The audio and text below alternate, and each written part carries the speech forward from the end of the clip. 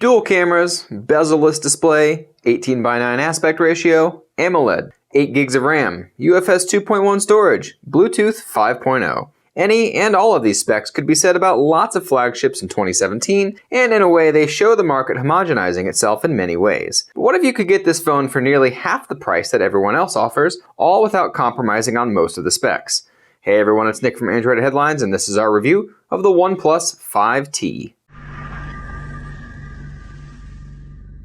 OnePlus is at their game again with the OnePlus 5T, an upgrade to a phone they only just launched a few months ago, this time around bringing a new display and some cosmetic changes with it, as well as another camera shakeup. At $500, this is considerably cheaper than most other smartphones with a similar design and spec sheet, but it still makes this OnePlus's most expensive phone yet. For that price, you get 64 gigs of internal storage and 6 gigs of RAM, but $600 will upgrade to 128 gigs of storage and 8 gigs of RAM. But what makes this phone different or maybe even better than other phones on the market? Crazy good battery life, insanely fast performance, a display that'll make your eyes pop, and some truly killer cases from OnePlus. Yes, this last point seems a little weird, especially since they don't ship with the phone, but these cases from OnePlus have seen a significant upgrade this year. While OnePlus has offered wood cases for the past few years, they've always been a shell design that doesn't adequately cover the whole phone. This time around, it's clear EVU Tech, the company OnePlus partners with to make its cases, has made a significant breakthrough in manufacturing, as the wood cases now feature rubber edges all the way around the phone, with a nice lip for screen protection. The back is still the same amazing wood patterns that look simply fantastic and feel great to hold, and these new rubber sides offer not just better drop protection,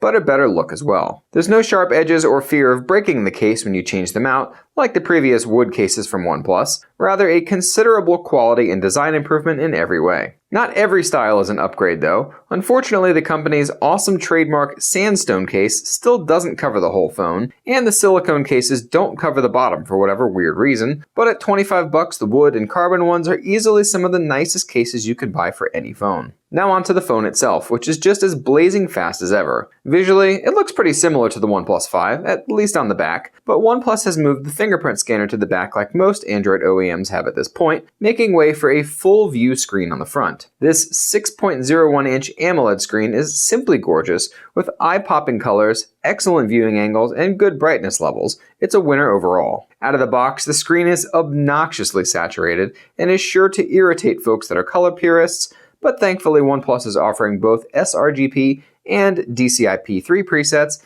under display options to help those folks out. At 1080p, some might scoff at the resolution, but unless you're using the phone for VR purposes, and this one doesn't really support any, the likelihood is that you'll never notice the difference between this and a Quad HD screen in most circumstances, and the battery life savings are more than worth it anyway. Speaking of which, battery life is off the charts good, with a perfect balance between performance and battery life. There's no weird notification delivery issues out of the box like we've seen with some other Android OEMs, and there's no need to tweak anything in the software to get it running like expected either. I regularly got over 6 hours of screen on time and never saw the battery drop below 30% in a day, and OnePlus is still shipping its phones with that excellent 20-watt dash charger for ultra-fast charging that does not heat up the phone. Performance is at the top of the charts too, as expected coming from the OnePlus 5, and will beat basically any phone out there in a speed test without breaking a sweat. Dual-lane UFS 2.1 storage from Samsung helps this a lot, and it's clear OnePlus has done some serious tweaking under the hood of its own OxygenOS, although the phone still ships with Android 7.1 Nougat. This is certainly a negative at this point in 2017, although the Oreo beta is out right now for the OnePlus 5, and that means the update should be happening soon for the 5T as well.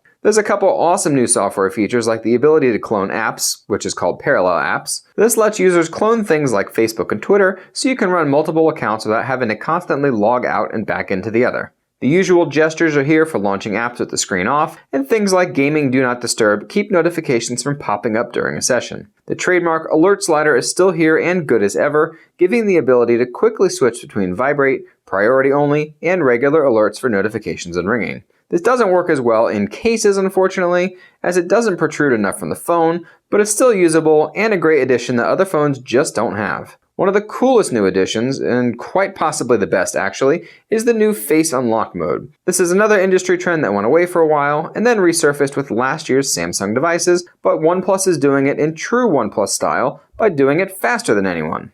This mode of unlocking is literally instant, and it's very forgivable too. You can hold the phone tilted to a degree, at any angle, and even upside down, and the thing literally unlocks the second you wake up the screen. It's blazing fast and actually made me want to use the face unlock over fingerprint scanning most of the time, which is saying a lot given how blazing fast the fingerprint recognition is. Current OnePlus customers will be happy to know that the Oreo update for their phones will also include this new face unlocking feature, so you won't have to buy the 5T just to get it.